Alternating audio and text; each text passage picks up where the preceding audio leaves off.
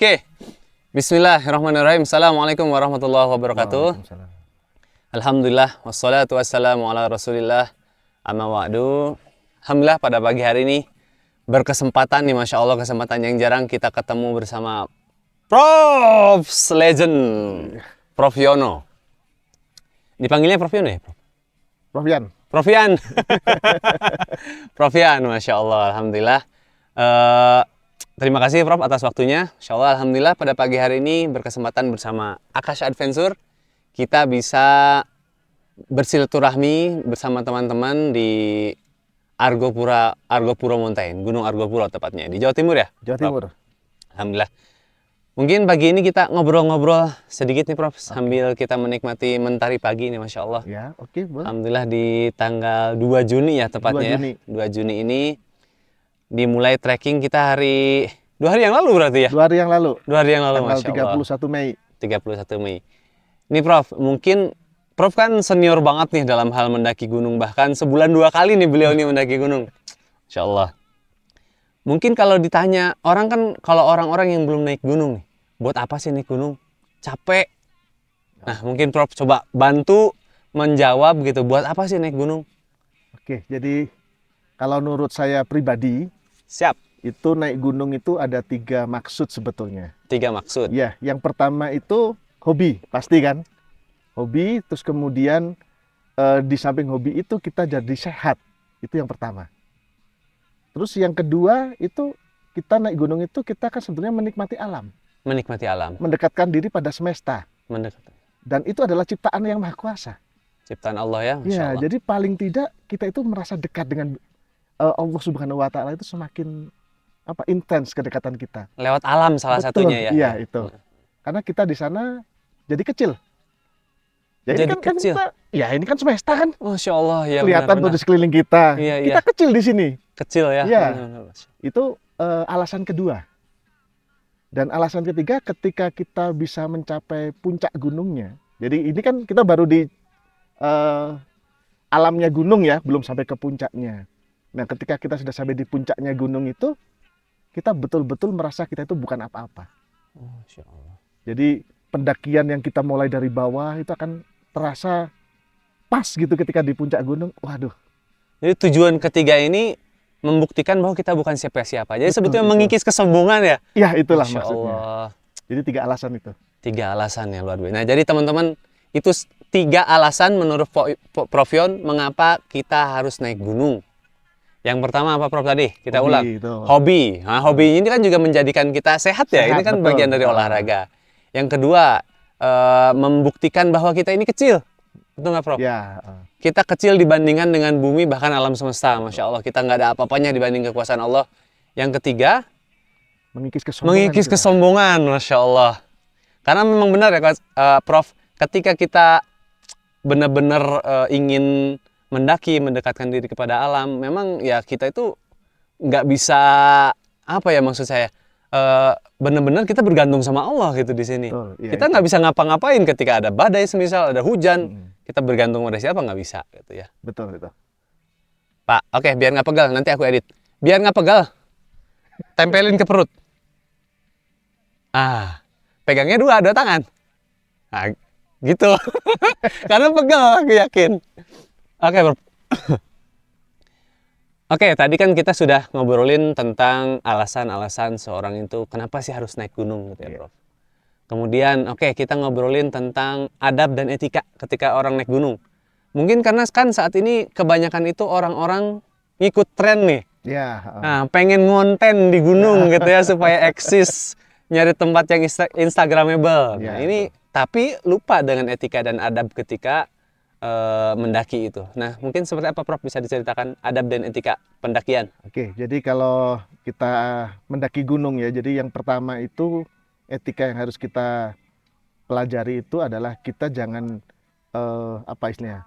melanggar atau jangan menafikan masyarakat sekitar gunung. Karena masyarakat sekitar gunung itu dia kan punya suatu tradisi yang agak berbeda. Mungkin kita kan pendatang ini. Kita pendatang ya, betul.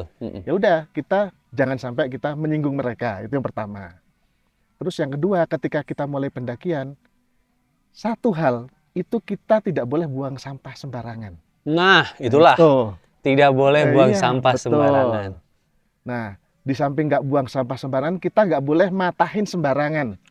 Matahin Matahin pohon-pohonan. pohon-pohonan. Nah, kadang-kadang kan namanya pendaki gunung, cuek aja dia patah gitu kan. Oh, Nah, oke. itu nggak boleh. Karena apa? Ya kita itu adalah, dalam arti kata kita itu umat manusia ya. Kita khalifatullah kan. Khalifatullah, Kita ya. harus memelihara alam semesta, rahmatan lil alamin. Mm, mm, mm, Itu mm. bagian dari tugas kita memelihara kelangsungan semesta ini. Dan kebetulan kita di gunung. Lingkungan sekitar harus kita pelihara kebersihannya. Kita pelihara keberlangsungan kehidupan pohon-pohon. Kita boleh lewat, tapi jangan merusak. Boleh lewat, jangan merusak. Nah, Betul, itu. penting banget itu. Karena nanti apa yang menikmati bukan hanya kita, tapi anak cucu kita juga. Masya Nah, itu yang Allah. penting. Jadi terus etika yang terakhir itu ketika kita di gunung. Nah, ini yang sulit sekali adalah ketika kita dingin malam, kebanyakan kan orang bikin api sembarangan. Bikin, ya Nah, benar-benar. Api itu unggun ya. betul. Itu tidak boleh. Paling tidak kita harus mencari alam yang lingkungannya itu agak luas, jadi tidak ada pepohonan ranting, agar kebakaran yang kita sebabkan api unggun itu tidak meluas. Yang kedua, ketika kita meninggalkan api unggun itu harus dalam kondisi mati. Oh. Jadi jangan masih ada bara kita tinggal, itu berbahaya sekali. Oh, itu Dan itu- berdosa sekali, Pak. Betul ya, itu Masya Allah. kerusakannya parah banget Iya, itu. kerusakan. Jadi bukan kita mencintai alam, malah kita merusak Merusak alam. alam. Heeh. Ya, ya, ya. Nah, itu adab yang harus kita pelihara itu. Oh, Masya Allah. Seperti ini kita kan di Cikasur ya, Iya, ya betul. Prof ya. Kita di ngecamp di Cikasur di Argopuro ini. Di situ di camp itu ada tertulis, Prof. Ada nasihat tapi lucu. Ya. Mantan boleh berserakan, tapi sampah jangan. Nah. Gitu. Itu kena Itu. banget itu. Iya. Mantan boleh berserakan, tapi sampah jangan. Nah, itu nasihat juga buat kita semua ya, Masya Allah. Nah, kebetulan karena kita sedang berada di Argopuro nih, yang Argopuro itu kan terkenal dengan trek terpanjang di Pulau Jawa. Iya. Apa di Indonesia? Enggak ya? Di Indonesia masih ada Leuser Leuser, oh Masya Allah. Berarti memang trek terpanjang di Pulau Jawa. di Pulau Jawa. Mungkin bisa diceritakan, Prof, bagaimana sih keindahan eksotisnya di alam Argopuro dan sejarah Argopuro itu seperti apa nih? Boleh Oke. Coach ceritain, Coach? Jadi secara umum kalau kita naik Argopuro itu yang paling indah dari pengalaman saya itu dari Camp Baderan nanti turunnya di Camp Bermi.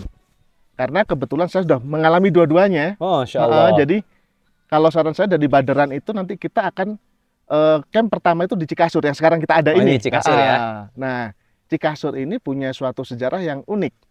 Karena dulunya sini itu merupakan lapangan terbang tersembunyi zaman Belanda. Lapangan terbang di Betul. puncak gunung. Iya. Untuk apa ya, Prof? Nah, itu sebetulnya Belanda sudah istilahnya itu berestimasi kalau nanti akan ada serangan dari pihak Jepang kan gitu. Oh, Nah, akhirnya dia membuat antisipasi di sini, ya. antisipasi. Nah, ketika itu dibuat di sini itu belum ada hewan-hewan liar yang seperti yang sekarang kita jumpai, ada burung merak. Oh, Masya Allah. Nah, itu. Iya, ya, keistimewaan di sini tuh ada Burung merak liar ya. itu, iya. Oke. Jadi burung merak itu dibawa oleh Belanda ke sini awalnya. Oh, asal mulanya tuh Iya. karena dibawa sama Belanda. Betul. Sengaja dilepas. Iya, oleh Belanda sengaja dilepas, pokoknya sebagai peliharaan tapi diliarkan begitu.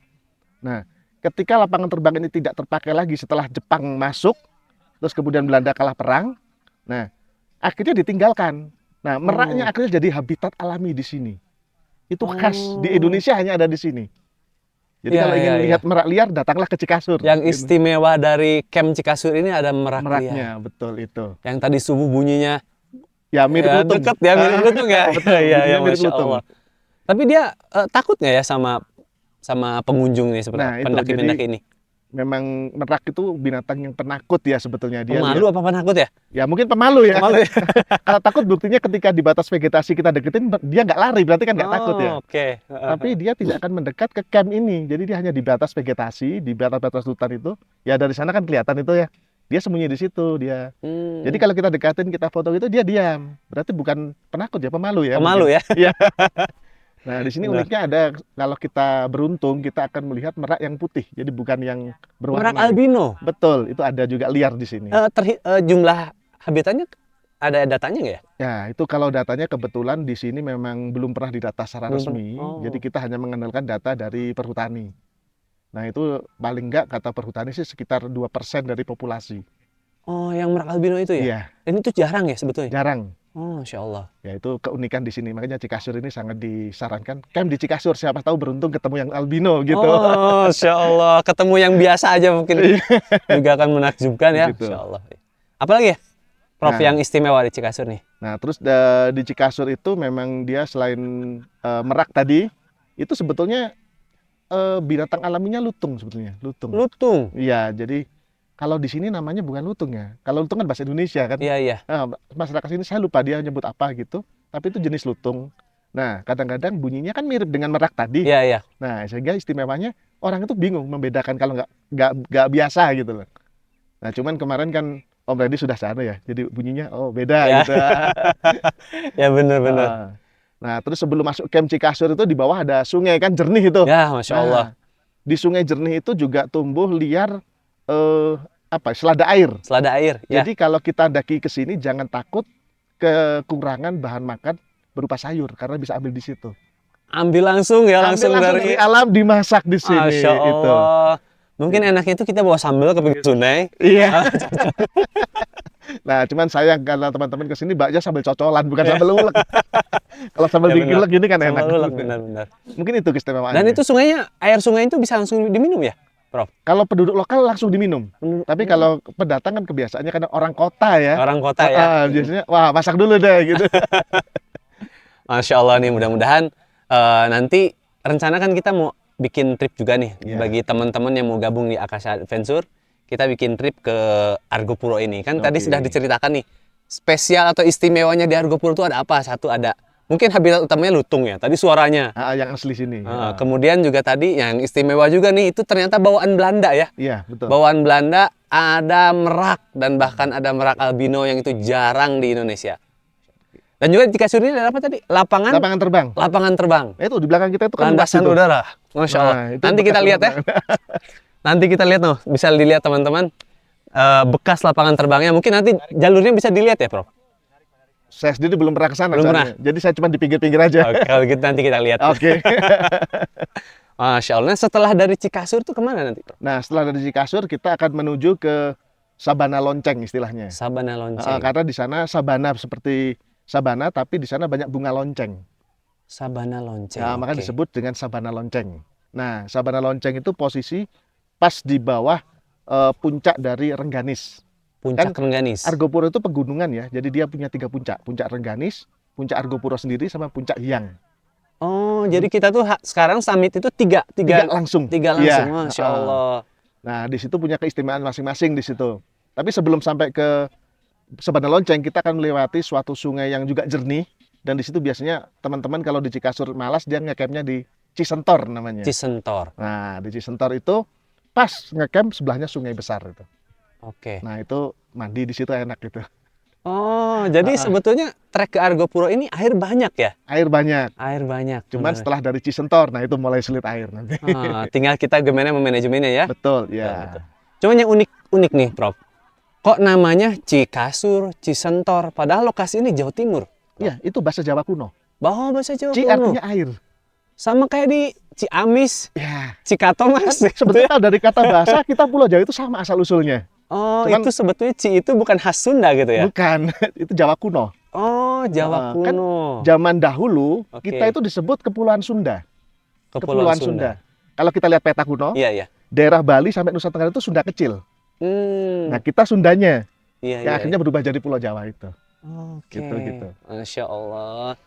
Alhamdulillah nih, mudah-mudahan Allah berikan kesempatan dan waktu buat kita untuk berkunjung kembali, Prof, ke gunung yang eksotis ini, Masya Allah. Bahkan tadi pagi ketika bangun saya melihat ada awan mistis.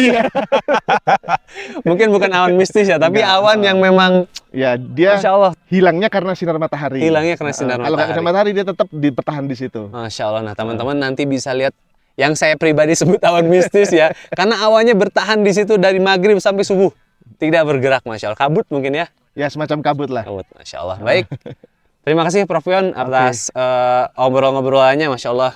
Mudah-mudahan sehat terus. Prof Yon bisa mendaki ke seluruh Insya Allah. pegunungan di Nusantara. Insya Allah. Dan bisa sharing bagi teman-teman di Akasha Adventure. Dan insya Allah nanti teman-teman silahkan untuk cek ya di Instagram dan di website kita akasha.id tentang rencana trip kita ke gunung-gunung Nusantara. Akasha